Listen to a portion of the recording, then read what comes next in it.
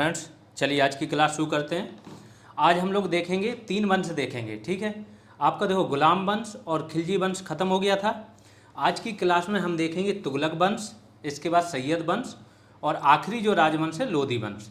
इब्राहिम लोधी को मार के फिर बाबर क्या मुगल वंश की स्थापना कर देगा, तो सीधा हम मुगल वंश पे पहुंच जाएंगे, ठीक है। तो 3 वंश आज की क्लास में देखेंगे और अगली क्लास में जितने भी स्थापत्य के काम हुए, मतलब जितनी बिल्डिंगें बनी हैं खास तौर से स्थापत्य, इसके बाद साहित्य, प्रशासन, जो प्रशासनिक शब्दावली है, कौन से अधिकारी क्या कहलाते थे, क्या कार्य करते थे, है ना, राजा क्या कहलाता था, मंत्री क्या कहलाते थे, प्रांत क्या कहलाता था, जिला कौन सी इकाई थी, वो सब चीज़ बहुत डिटेल में देखेंगे, ठीक है। तो टोटल 4 क्लासेज में ये पूरी सल्तनत काल आपकी ख़त्म हो जाएगी। आज आपकी तीसरी क्लास है, तो चलिए शुरू करते हैं। सबसे पहले तुगलक वंश कब से कब तक था? 1320 से 1414 तक। गयासुद्दीन तुगलक आएंगे 1320 से 1325 तक। मोहम्मद बिन तुगलक आएंगे 1325 से 1351 तक। इसके बारे में बोला जाता है बहुत ही लिबरल आदमी था, बहुत ही समझदार था, नए प्रयोग हमेशा करने से नहीं घबराता था, लेकिन इसकी बहुत सारी चीज़ें इतनी असफल हुई कि इसको फाइनली जियाउद्दीन बर्नी ने बोला है कि शासक को राजा से और राजा को प्रजा से छुटकारा मिल गया, क्योंकि जितनी भी चीज़ें ये लाता था बाद में इसको वापस लेनी पड़ती थी। अभी दिखाऊंगा, हर चीज़ बताऊंगा कैसे क्या था, तो इनके बारे में जानेंगे। फिर तीसरे व्यक्ति आएंगे फिरोज शाह तुगलक। इनके काल में थोड़ी सी परिस्थितियाँ क्या हो जाती हैं, विपरीत हो जाती हैं। मोहम्मद बिन तुगलक की नीतियों से क्या होते हैं, सारे अमीर जो होते हैं, अमीर मैंने बताया कि अमीर कुछ नहीं होते हैं, स्थानीय सूबेदार होते हैं, एक प्रकार के जमींदार मान लो उनको, इक्तेदार मान लो। ये वो होते हैं जो जिला टाइप के, कि एक जिला किसी को सौंप दिया तो उस जिला का क्या सूबेदार है, वो अपनी सेना भी रख रहा है, वहाँ से राजस्व इकट्ठा कर रहा है, केंद्र को भेज रहा है, मतलब राजा को भेज रहा है। तो राजा को मजबूती इसी से मिलती थी। जब नया राजा आता था, पुराना चेंज होता था, तो अमीरों की भूमिका बहुत महत्वपूर्ण हो जाती थी। तो इसके टाइम पे क्या है, अमीर सब नाराज़ हो जाएंगे, सेना में नाराज़गी होगी, इसके बाद मुस्लिम जो नाराज़ हो जाएंगे, तो ये सबके प्रति तुष्टीकरण की नीति अपनाएगा, शरीयत के आधार पर शासन चलाएगा। जो शासन है उसमें भागीदारी बढ़ा देगा, जो उलेमा हैं, ठीक है, जो मस्जिदों के वो होते हैं, उन सब की भागीदारी बढ़ा देगा। तो इसका बाद में लॉस भी होगा इसको, सेना को बोल देगा तुम्हारे पद वंशानुगत हो गए। कुछ काम बहुत अच्छे कराता है, जैसे बहुत सारे शहरों का निर्माण किया इसने, बहुत सारे ऐसे सराय बनवाई, रोड बनवाए, नहरें बनवाई, तो इस बारे में इसकी अच्छी चीज़ें भी हैं, है ना। दारुल सफ़ा करके अस्पताल भी बनवाए, तो इनका वो देखेंगे। और फिर आखिरी आएंगे गयासुद्दीन तुगलक टू, कब से? 1386 से। फिर नासिरुद्दीन महबूब वगैरह, और इसके बाद आपका ये ख़त्म हो जाएगा वंश। फिर सैयद वंश देखेंगे हम, इसके बाद आखिरी देखेंगे लोधी वंश, ठीक है। तो बहुत सारा डिटेल में देखेंगे, ये सब चीज़ें फिर से देखनी है, तो अभी इतना जिक्र करने की ज़रूरत नहीं है। चलिए स्टार्ट करते हैं। तुगलक वंश कब से कब तक? 1320 से 1414 तक, ठीक है। सल्तनत काल में अगर देखो आप, तो सर्वाधिक समय तक कौन से लोग रहे? यही लोग रहे, तुगलक वंश के लोग रहे, ठीक है। गुलाम वंश 1206 से 90 तक रहा था, 84 साल रहा था, ये रहे हैं 94 साल। सबसे कम तक कौन रहा है? वो रहे हैं आपके खिलजी वंश, केवल 30 वर्ष तक। तो इन्होंने 94 वर्षों तक शासन किया। सल्तनत काल में सर्वाधिक समय तक यही रहे। यह कौरानी तुर्क थे, ठीक है, इनके बारे में पूछा जाता है। तो यह कौन थे? कौरानी तुर्क। गयासुद्दीन तुगलक 1320 से 1325, तो इसके कार्यकाल में देख लेते हैं क्या हुआ। वास्तविक नाम था इसका गाजी मलिक, प्रथम शासक जिसने अपने नाम में गजनी शब्द का प्रयोग किया, ठीक है। गाजी शब्द का, गाजी शब्द का प्रयोग करना, जो मैंने बताया कि गाजी क्या होता था। गाजी वो होता था जो आते थे, अटैक करते थे, आक्रमण करते थे अपने दुश्मनों, खास तौर से काफिर बोला जाता था जो इस्लाम धर्म का पालन नहीं करते। तो काफिरों की, बहुत सारे काफिरों को मौत के घाट उतारते थे और कब्जा कर लेते थे, तो फिर वो गाजी की उपाधि लेते थे। तो प्रथम शासक जिसने अपने नाम में गाजी शब्द का प्रयोग किया। रस्म ए मियामी उसकी राजस्व नीति थी। भू राजस्व दर को घटाकर 1/10 कर दिया, ये बहुत अच्छा काम किया था। अभी तक इतनी कम भू राजस्व दर नहीं सुनने को मिलती है, ठीक है। इसने नहरों का निर्माण कराया। तो ऐसा बोला जाता है कि अगर नहरों का वास्तविक तौर पर, पहले तो प्राचीन काल में हुआ ही है, सबने देखा है, जूनागढ़ में नहर थी आपकी, है ना, तो नहरों का हुआ, लेकिन सल्तनत काल में वास्तविक तौर पे किसी ने किसानों का ध्यान रखा, अगर नहरों का निर्माण कराया, तो ये व्यक्ति था, इसने स्टार्ट कर दिया। फिर फिरोज शाह तुगलक तो एक हाके सर्व नामक कर भी लगा देते हैं नहरों पे, ठीक है, नहर निर्माण पे। सूफी संत निजामुद्दीन औलिया के साथ इसका विवाद हो गया था, तभी उन्होंने बोला था अभी दिल्ली दूर है। ये धमकी देते थे कि दिल्ली आओ तब देख लेंगे तुमको, वो आते नहीं थे, वो बोलते थे दिल्ली अभी दूर है, हनूज दिल्ली दूरस्थ। लकड़ी के महल में दबकर इसकी मृत्यु हो गई थी। कहीं गया था स्वागत के लिए, लकड़ी का महल बनाया गया था और वही गिर गया तो इनकी मौत हो गई। लकड़ी के महल के निर्माण जौना खां ने करवाया था, ठीक है। सल्तनत काल का प्रथम सुल्तान जिसने नहरों का निर्माण कराया, ये मैं बता चुका हूँ आपको। दूसरे व्यक्ति आते मोहम्मद बिन तुगलक, 1325 से 1351 तक। अगर बोलो तो सर्वाधिक विद्रोह सल्तनत काल में इसी के काल में हुए। सर्वाधिक जो सीमा थी शासन की, इसी के काल में सर्वाधिक विस्तृत थी, है ना। यह निजामुद्दीन औलिया का शिष्य था। अब सोचो, इसके डैडी की बुराई थी निजामुद्दीन औलिया से। संत निजामुद्दीन औलिया जो थे सूफी संत थे, ठीक है। ये इनका क्या था, इन्होंने भी 7 शासकों का काल देखा था। जैसे अमीर खुसरो थे वैसे ये भी थे। यह सल्तनत काल का सबसे विद्वान शासक था। इसे कई भाषाओं का ज्ञान था, जैसे तुर्की, अरबी, फारसी। इसे कई विषयों का ज्ञान था, दर्शन शास्त्र, सुलेखन, ज्योतिष शास्त्र, खगोल शास्त्र। इतिहासकार इसे पागल रक्त पिपासु बताते हैं। क्योंकि रक्त पिपासु इसलिए क्योंकि दक्षिण में इसने बहुत अभियान किए, दक्षिण में अभियान किए, जाता है दौलताबाद को राजधानी भी बनाता है जिससे कि दक्षिण के अभियान करा पाए। कई सालों तक युद्ध लड़ता रहा, फिर वापस आना पड़ा, इसलिए बोलते हैं। वह प्रयोगधर्मी शासक था, जो मैंने बोला एक्सपेरिमेंट करता रहता था। क्या क्या प्रयोग किए, गंगा यमुना दोआब में वृद्धि। दो जिसको भी देखना है, इस पर मैंने मेंस मॉडल आंसर, एक प्लेलिस्ट में जाओगे आप तो मेंस मॉडल आंसर करके दी होगी सीरीज, उसमें जो मेंस के मॉडल आंसर बनाए हैं तो किसी टॉपिक विशेष पे बनाए हैं, तो इसके भी बनाए मोहम्मद बिन तुगलक पे। इसकी सारी नीतियाँ बहुत डिटेल में कराई है, क्या क्या थी, कैसे वापस ली, क्या परिस्थितियाँ थी, तो वहाँ और ज़्यादा डिटेल में मिल जाएगा, ठीक है। तो गंगा यमुना दोआब में इसने कर वृद्धि कर दी। क्या हुआ कि दोआब में बहुत उपजाऊ भूमि थी। दोआब क्या होता है, जो 2 नदियों के बीच का स्थान होता है। तो वहाँ की नदियों द्वारा लाई गई कौन सी जलोढ़ मिट्टी होती है, बहुत उपजाऊ होती है। उपजाऊ हो रही तो फसल अच्छी हो रही। अब इसने सोच तो इसकी सही थी कि यहाँ फसल अच्छी हो रही है तो क्या करें, कर की वृद्धि कर दें। लेकिन जो अधिकारी थे वो सही समय पे उन्होंने जानकारी नहीं दी कि वहाँ पे क्या है कि 2 साल से अकाल सूखा पड़ रहा था। सूखा पड़ रहा तो अकाल जैसी स्थिति हो, उस टाइम पे आप क्या करो, कर वृद्धि कर दो। तो जनता क्या होगी, आक्रोशित हो जाएगी, उसका खिलाफत करेगी। वही चीज़ किया तो फाइनली इसको क्या है, कर वृद्धि वापस लेनी पड़ी। इसने कर को बढ़ाकर 1/2 कर दिया। जो गयासुद्दीन तुगलक के काल में आपने देखा होगा कि 1/10 था, इसने 1/2 कर दिया, लेकिन वहाँ अकाल पड़ गया। कालांतर में इसने किसानों को अग्रिम कृषि ऋण, सोनघर, मतलब अग्रिम कृषि ऋण अभी भी दिए जाते हैं फसल की शुरुआत में, फसल बोने से पहले ये कृषि ऋण दिए हो, इनको बोला जाता है सोनघर। ये इंपॉर्टेंट है, ध्यान रखना। ये जो ऋणों का रजिस्टर है आगे चल के आपका फिरोज शाह तुगलक क्या है, इसको नष्ट करा देगा तुष्टिकरण के चक्कर में, लोगों को खुश करने के चक्कर। इसने दीवान ए अमीर ए कोही, पूरा नाम था दीवान ए अमीर ए कोही, या कहीं कहीं दीवान ए कोही भी मिलता है। तो एक कृषि विभाग था, इसकी स्थापना की। ये सारी टर्मिनोलॉजी पूछी जाती है, ध्यान से एक एक चीज़ लिख लेना। प्रतीकात्मक मुद्रा, तीसरा चीज़ इसने क्या चलाया, इसने क्या किया, चांदी की दुनिया भर में कमी हो गई थी, चांदी की मुद्रा चलती थी। अब इसने सोचा क्यों ना मुद्रा तांबे की बनाई जाए, खजाने में से चांदी भी खत्म नहीं होगी, इस तांबे की मुद्रा का मूल्य क्या कर दिया जाए, चांदी के बराबर कर दिया जाए। आज सांकेतिक मुद्रा जो आज चलती है, सोचो इस बंदे ने उस टाइम पे इसका उपयोग करना शुरू कर दिया। लेकिन क्या हुआ, जो तांबे की मुद्रा थी तो लोगों ने अपने घर में रखा हुआ तांबा गला के, बर्तन गला के मुद्रा बनानी शुरू कर दी और चांदी के भाव में उसको बेचना शुरू कर दिया। तो अब क्या होगा, नकली मुद्रा आ गई तो धीमे धीमे जो व्यापारी हैं उसको लेना बंद कर देंगे, विदेशी जो व्यापारी हैं वो भी लेना बंद कर देंगे और यहाँ पे बहुत सारा प्रॉब्लम आ जाएगा। फाइनली ये मुद्रा वापस लेगा और जिन जिन के पास मुद्रा ऑलरेडी जिनने बना चुके थे उनको क्या करेगा, खजाने से उनको उतनी चांदी की मुद्रा देगा। तो ये भी उल्टा दाव पड़ गया। जनता के महत्व देखो, कारण क्या क्या थे, असफल प्रयोग क्यों रहा कि जनता इसके महत्व को नहीं समझ पाई, अधिकारियों ने इसमें सहयोग नहीं किया, जाली मुद्रा बनी, विदेशी व्यापारियों ने इसे स्वीकार नहीं किया।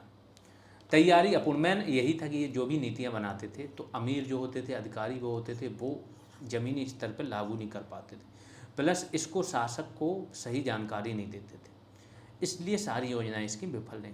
राजधानी परिवर्तन किया इसने, देवगिरी को नई राजधानी बनाया, देवगिरी है एक स्थान है, ठीक है।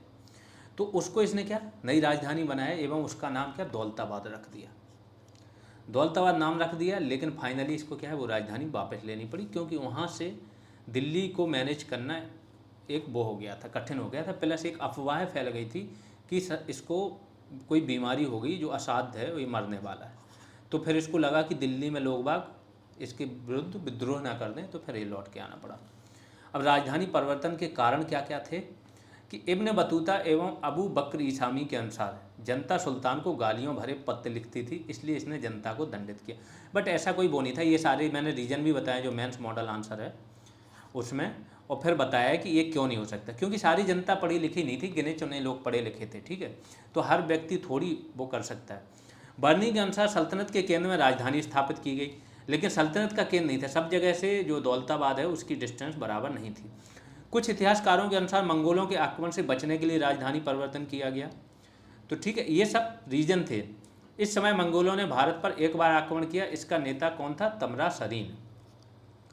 वास्तविकता में राजधानी का पूर्णतः स्थानांतरण हुआ ही नहीं था, वो एक द्वितीय राजधानी थी, दिल्ली प्रथम राजधानी थी। हमें दिल्ली टकसाल के सिक्के प्राप्त होते हैं। अरब यात्री अब्बासी 2 राजधानियों का उल्लेख करता है, ठीक है। फिर 5वीं जो इसकी योजना थी वो कौन सी विफल रही? खुरासान एक प्रांत था। खुरासान प्रांत वही है जो इस्लामिक स्टेट ऑफ खुरासान ऐसे करके लिखते हैं ना, अफगानिस्तान और उसके मध्य एशिया वाला भाग। तो इसने क्या किया, इसने खुरासान में थोड़ी सी राजनीतिक परिस्थितियां क्या हो गई, विपरीत हो गई, और वहाँ पे अव्यवस्था फैल गई। इसको लगा कि हम यहाँ पे जाके कब्जा कर सकते हैं, यहाँ की सत्ता ले सकते हैं। तो इसने सेना भर्ती की और सबको 1 साल का एडवांस दे दिया, सारे सैनिकों को। बाद में क्या हुआ, वहाँ पे परिस्थितियाँ चेंज हो गई, स्थिरता आ गई, तो इसको वो चीज़ टालनी पड़ी। तो इसीलिए तो देखो ये क्या था, मोहम्मद बिन तुगलक ने 3,70,000 सैनिकों को भर्ती किया एवं उन्हें अग्रिम वेतन दे दिया। कालांतर में यह योजना रद्द हो गई, जिससे क्या ये लॉस हो गया राजस्व का। फिर एक कराचल अभियान था। इसकी सेना कराचल अभियान पर गई, लेकिन आपदा के कारण समाप्त हो गई। कोई भी व्यक्ति जिंदा नहीं बचा था, ठीक है। 3 लोग बोल रहे हैं कि मात्र 3 लोग जीवित बचे थे। क्या हुआ था कि कराचल पड़ता है आपका चीन के नीचे, तिब्बत तक, ठीक है। इधर कराचल पड़ता है। इसने सेना को मना किया था कि इधर नहीं जाना है, इस तरफ नहीं जाना है, कराचल के लिए जाना था, और ये लोग चीन की तरफ चले गए। तो वहाँ पे फिर विपरीत परिस्थितियाँ थी, बर्फ़ थी, ये वो था, उसमें सारे वो उनकी मौत हो गई। तो 3 लोग जीवित लौटे, कुछ लोग बोलते हैं 10 लौटे, और तुगलक ने फिर इनकी भी हत्या करवा दी जो जीवित लौटे। सर्वाधिक विद्रोह इसके समय में हुए, सल्तनत काल के। वैसे औरंगजेब के समय में हुए हैं, ठीक है, लेकिन सल्तनत कालीन सर्वाधिक इसके काल में हुआ। इसके समय सल्तनत सबसे विस्तृत था, मतलब इसका साम्राज्य सबसे ज़्यादा फैला हुआ था। यह धार्मिक रूप से सहिष्णु शासक था। होली एवं हिंदुओं के त्यौहार मनाता था। सारे फैक्ट हैं, देखो इससे ज़्यादा फैक्ट नहीं पूछे जाते हैं। ये जितने 4-5 बुक्स में आते हैं फैक्ट, वो सारे यहाँ पे हैं। फिर इसके समय में एक यात्री आया था, इब्ने बतूता। कहाँ का था? मोरक्को का निवासी था। मोरक्को कहाँ पड़ता? अफ्रीका में सबसे ऊपर। 1333 में ये भारत आया। मोहम्मद बिन तुगलक ने इसे दिल्ली में काजी क्या होता था? धार्मिक काम तो करता ही था, न्यायाधीश का काम भी करता था। काजी मुख्य न्यायाधीश होता था, ये ध्यान रखो। तो काजी के पद पर नियुक्त किया। इसे कुछ दिनों के लिए जेल में भी डाला, फिर रुष्ट हो गया तो जेल में डाल दिया। फिर देखो आगे क्या करेगा। तुगलक इसे दूत बनाकर चीन भी भेजेगा आगे चल के। इसने अपना यात्रा वृतांत चीन में जाकर लिखा। पुस्तक का नाम है रहला नामक इसने पुस्तक लिखी अरबी भाषा में। 1351 में थट्टा सिंध में मोहम्मद बिन तुगलक की मृत्यु हो गई। फिर आएंगे आपके फिरोज शाह तुगलक। राज्याभिषेक इसका थट्टा सिंध में ही हुआ, जहाँ उसकी मृत्यु हुई। यह मोहम्मद बिन तुगलक का चचेरा भाई था। यह मोहम्मद बिन तुगलक का वैध उत्तराधिकारी नहीं था, लेकिन अमीरों तथा उलेमाओं की सहायता से शासक बन गया। उलेमा क्या होते थे? धार्मिक लोग होते थे। और अमीर मैंने बता ही दिया। अमीर एवं उलेमा इसके समय अत्यधिक शक्तिशाली हो गए थे, जो मैंने बताया। अब भ्रष्टाचार कैसे बढ़ेगा? क्योंकि इसने सारे पद वंशानुगत बना दिए। तो अब मेरिट के आधार पर किसी की नियुक्ति नहीं हो रही। सेना में सिपाही है, उसका बच्चा सिपाही बनेगा। प्लस उनको जागीरें दी, वेतन जो नगद दिया जाता था इसने क्या जागीर के रूप में दे दिया। तो बहुत लेवल पे भ्रष्टाचार बढ़ गया था। अफीक नामक एक इतिहासकार हैं, वो जानकारी देते हैं कि यहाँ पे भ्रष्टाचार था। फिरोज ने अमीरों के पदों को वंशानुगत कर दिया। मुख्य रूप से जो इक्ता व्यवस्था होती है, इक्तेदार मैंने बताया है ना। इल्तुतमिश क्या था, बदायूं का इक्तेदार था जब बना था। तो इक्तेदार सूबे का प्रमुख होता है, जैसे गवर्नर आज की डेट में होता है। सुधार क्या क्या किए इसने, हेसामुद्दीन जुनैद से राज्य की वार्षिक आय की गणना करवाई जो 6.78 करोड़ टन का थी। इसने 3 नए सिक्के चलाए, सजगनी सिक्का 6 गुना होता था, अट्ठा सिक्का 1/2 होता था और बिक 1/4 होता था, ठीक है, टंका का। इसने शरिया कानून के अनुसार 4 कर लागू की। हाँ, इसने बहुत सारे कर थे, ठीक है, सारे कर समाप्त कर दिए। लेकिन यही व्यक्ति होगा जो ब्राह्मणों पर भी जजिया कर लगाएगा। वैसे हर जगह ब्राह्मण अंधे जो होते हैं उनको जजिया कर से मुक्त रखा गया था, लेकिन फिरोज शाह तुगलक चूँकि इसको उलेमाओं को, जो काजी लोग होते हैं, उनको संतुष्ट करना था। ये इसकी माता क्या थी, हिंदू थी, तो इसके एक ये भी था कि ये हिंदुओं के प्रति सिंपैथी रखता है, तो इसको दिखाना था नहीं हम कट्टर हैं। इसने कुछ मंदिर भी तोड़वाए थे, आगे आएगा नहीं आएगा तो अभी मैंने बता दिया वो, ठीक है। इसने शरिया कानून के अनुसार केवल 4 कर लागू किए, खुम्स, खराज, जजिया, जकात। खुम्स क्या था, लूट, जो मैंने बताया युद्ध में जो लूट होती थी उसमें सैनिकों का हिस्सा। खराज क्या होता था, भू राजस्व कर। जजिया कर राजनीतिक कर होता था। और जकात मुस्लिमों द्वारा दिया गया दान, आय का 40वां हिस्सा, ठीक है। इसने 23 प्रकार के करों को समाप्त किया जिन्हें अब्बाब, करों के ऊपर कर होता है जिसको बोला जाता है अब्बाब, तो उन्हें इसने समाप्त भी किया। नहरों का निर्माण कराया। प्रमुख नहरें कौन कौन सी थीं, राजाबाही, उलूग खानी। इसने 300 शहरों की स्थापना की। प्रमुख शहर कौन कौन से थे, फिरोज शाह कोटला। दिल्ली 7 भागों में है, दिल्ली के 7 भाग हैं, ठीक है, तो उसमें एक भाग है फिरोज शाह कोटला, ठीक है। फिरोजाबाद की स्थापना की, फिरोजपुर की, हिसार की, फतेहाबाद की, जौनपुर की। जौनपुर की स्थापना किसने, अपने भाई जोना खान की याद में की। जोना खान यही व्यक्ति है जिसने लकड़ी का महल बनवाया था जिसमें क्या गयासुद्दीन तुगलक की मौत हो गई थी, ठीक है। इसके बाद बंगाल अभियान से लौटते समय जौनपुर शहर बसाया था इसने, आगे चल के पूर्व का स्वराज बना था। इसने 1200 उद्यानों का निर्माण कराया, निर्माण कार्य इसने बहुत कराया। कुछ विभागों की स्थापना की, देख लो कौन कौन से। दीवाने खैरात, जो खैरात देते हैं दान, तो दान विभाग की स्थापना की गरीब मुसलमानों के लिए। दीवाने इस्तिहाक, पेंशन विभाग की स्थापना की। दीवाने बंदगान, गुलाम विभाग की स्थापना की। बंदगान मतलब जो बंदी बनाए जाते थे उनके लिए। दारुल सफ़ा, चिकित्सालय एक प्रकार का, या सफ़ा खाना जिसको बोलते थे, तो फ्री चिकित्सा देता था। इसने एक सिंचाई कर लागू किया, हक ए सर्व। उस नामक मुसलमानों की भूमि को बोला जाता था, उसरी कर, उस पर लगाया गया कर। अभियान देख लेते हैं कौन कौन। फिरोज तुगलक अच्छा सेनानायक नहीं था, इसने बंगाल और सिंध पर अभियान किए। सिंध अभियान को अत्यंत कुव्यवस्थित अभियान कहा जाता है। धार्मिक नीति, इसकी माँ हिंदू थी, इसने ब्राह्मणों पर जजिया कर लागू किया। बंगाल अभियान से लौटते समय ये पूछा जाता है, पुरी के जगन्नाथ मंदिर को इसने तोड़वा दिया था। इसने ज्वाला देवी मंदिर को भी तोड़वाया था। ज्वाला देवी मंदिर से प्राप्त संस्कृत पांडुलिपियों का फारसी में अनुवाद कराया। अनुवादक कौन थे, अजीजुद्दीन, ठीक है। अनुवाद का नाम क्या था, दलाइले फिरोज शाही। फिरोज शाही, एक क्वेश्चन पूछा जाता है, फिरोज शाही की आत्मकथा फुतुहात ए फिरोज शाही थी, किसने लिखी, जियाउद्दीन, नहीं ये आत्मकथा तो इसने खुद ही लिखी, फुतुहात ए फिरोज शाही।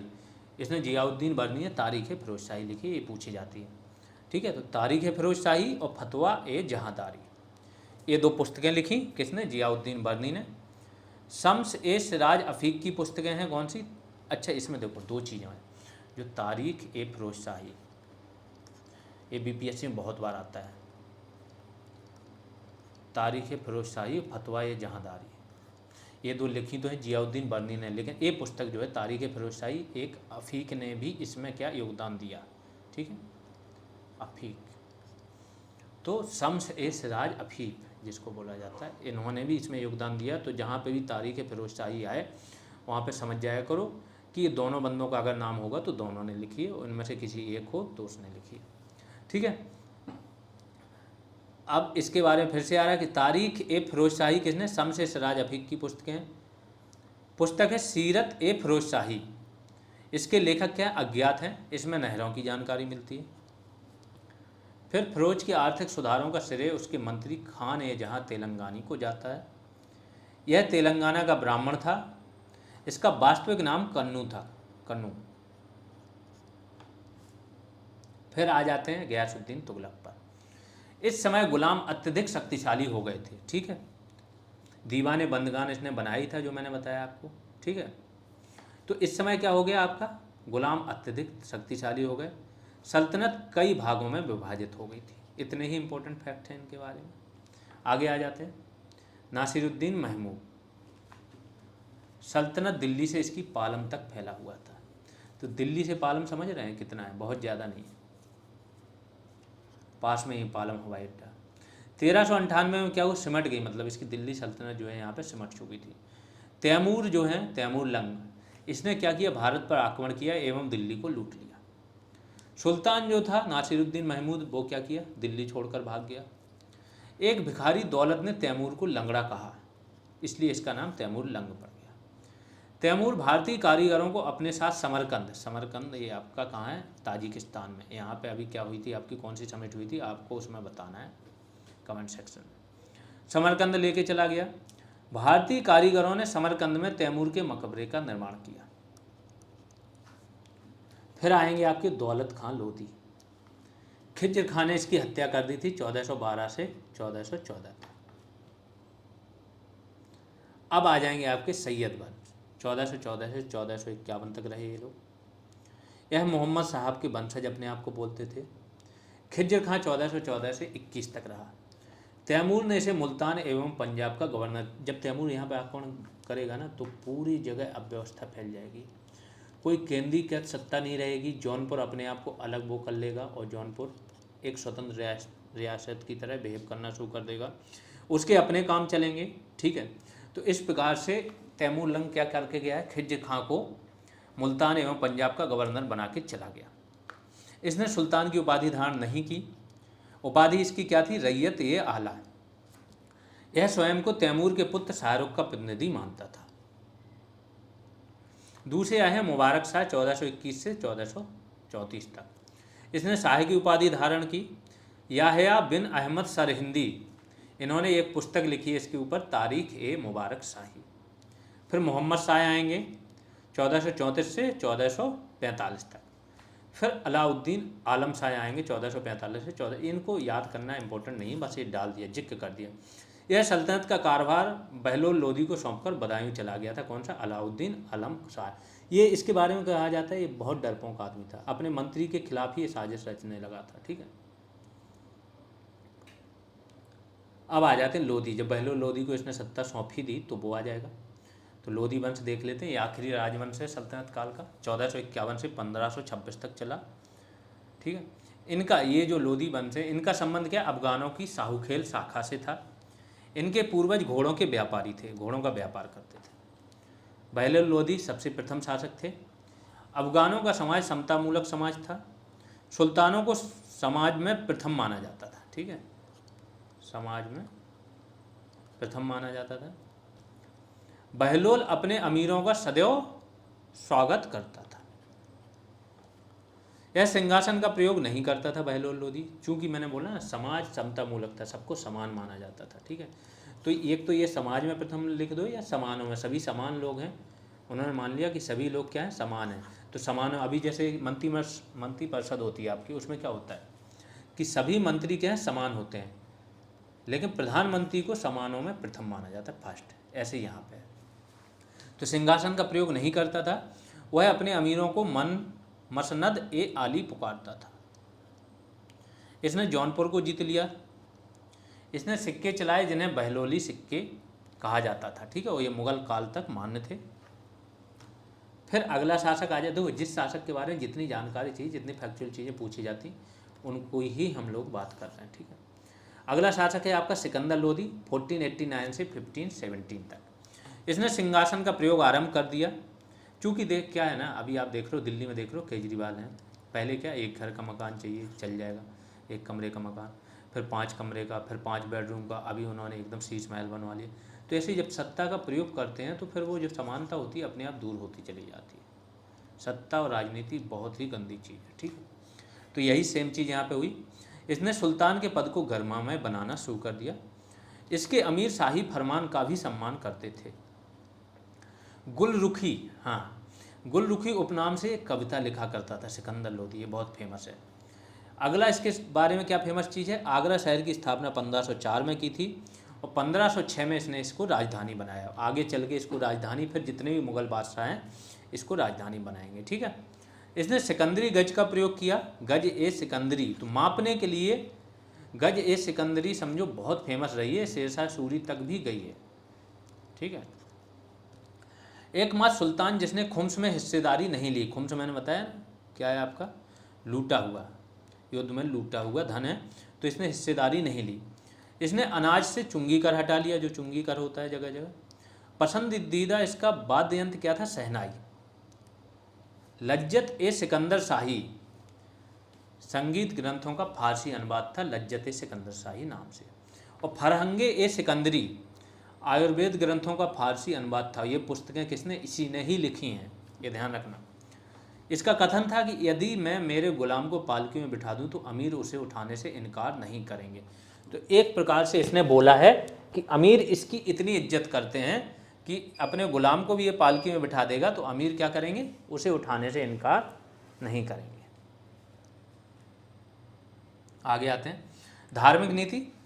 धार्मिक नीति में इसकी भी थोड़ी सी कट्टरता सामने आई है। एक ब्राह्मण को इसने क्या मृत्युदंड दे दिया था। पुरी के जगन्नाथ मंदिर को तोड़वाया, ज्वाला देवी मंदिर को भी तोड़वाया इसने। ज्वाला देवी मूर्ति के टुकड़ों को कसाईयों में वितरित करवाया था। ऐसा बहुत लोगों ने किया, सोमनाथ मंदिर में जो शिवलिंग है उनको भी तोड़वाया। ये सारी चीज़ें होती रही हमारे साथ। महिलाओं के मज़ार पर जाने पर रोक लगा दी, ठीक है। ये सारे काम सिकंदर लोदी ने कराए हैं। दरगाह होती है मज़ार प्लस मस्जिद, ठीक है। तो मज़ार आपकी किसका, दरगाह का पार्ट होती है। इब्राहिम लोदी देख लेते हैं। आखिरी शासक यही है 1517 से 1526 तक। पहला शासक होगा जो क्या युद्ध के मैदान में मारा जाएगा। ये थोड़ा सा बहुत बदनाम हो गया था, इसने की नीतियाँ इतनी वो थी कि इससे सब कुछ आसपास जितने भी होते हैं ना सब नाराज़ थे। तो इसने अपने व्यवहार से अमीरों को नाराज़ कर दिया। दौलत खां लोदी, ये पूछा जाता है कि किसने इन्विटेशन दिया था, तो दौलत खां लोदी जो थे आपके पंजाब के गवर्नर, इसने बाबर को भारत पर आक्रमण करने हेतु आमंत्रित किया था। और राणा सांगा भी थे, उन्होंने भी इनकी हेल्प करने की बात की थी। बाद में राणा सांगा हेल्प नहीं करते हैं, किसकी, बाबर की। तो अगला युद्ध वो बाबर किससे, राणा सांगा से लड़ता है, खानवा का युद्ध, ठीक है। अमीर खां लोदी भी सम्मिलित हुआ। अमीर खां लोदी दौलत खां लोदी का जो था चाचा था, वो भी सम्मिलित हुआ। कथन, मेरे अमीर मेरे शाही खेमे का सम्मान करते हैं, इब्राहिम लोदी का कथन था ये। पानीपत का प्रथम युद्ध कब हुआ, 1526 में, इब्राहिम लोदी वर्सेस बाबर। इब्राहिम लोदी पराजित हुआ और युद्ध के मैदान में मारा गया और यहीं से आपकी क्या, मुगल सत्ता की स्थापना हो गई। अब अगला जो हम पढ़ेंगे अगली क्लास में, तो हम देखेंगे पूरी सल्तनत कालीन